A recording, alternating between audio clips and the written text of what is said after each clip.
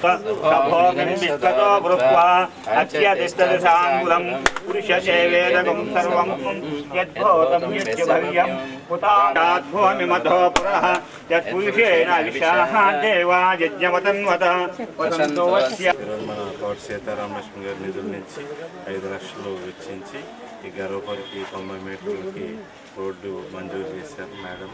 ఈరోజు పనులు మొదలు పెడతాం. ఈ తొందరగానే పని అయిపోతుంది.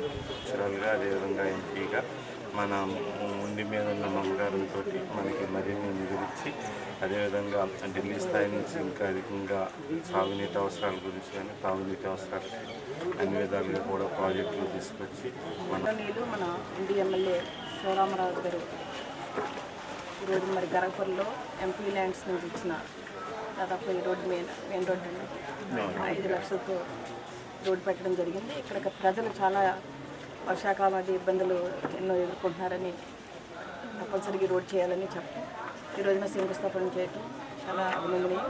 అలాగే ముఖ్యంగా ఊరు సర్పంచ్ ముఖ్యంగా తెలుగుదేశం పార్టీ గ్రామాల్లో రోడ్లంటూ వేస్తూ జన్మభూమిలో చంద్రబాబు నాయుడు గారు గతంలో 9 సంవత్సరాలు చేసినప్పుడే గ్రామాలు అభివృద్ధి చెంది తాగునీరు కానివ్వండి ఇలా రోడ్లు కానివ్వండి నాకు తెలిసి.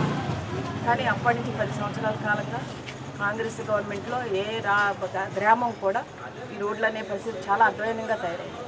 ఇప్పుడు మళ్ళీ చంద్రబాబు నాయుడు గారి నాయకత్వంలో సీఎంగా మళ్ళీ గ్రామాలు అభివృద్ధి చెందాలి. గ్రామంలో ఉన్న ప్రజలు తాగునీరు కానివ్వండి రోడ్లకు కూడా ఇబ్బంది లేకుండా వాళ్ళ అవసరాలు తీర్చాలని మంచిగా ప్రోగ్రాం పెట్టడం అందులో భాగంగా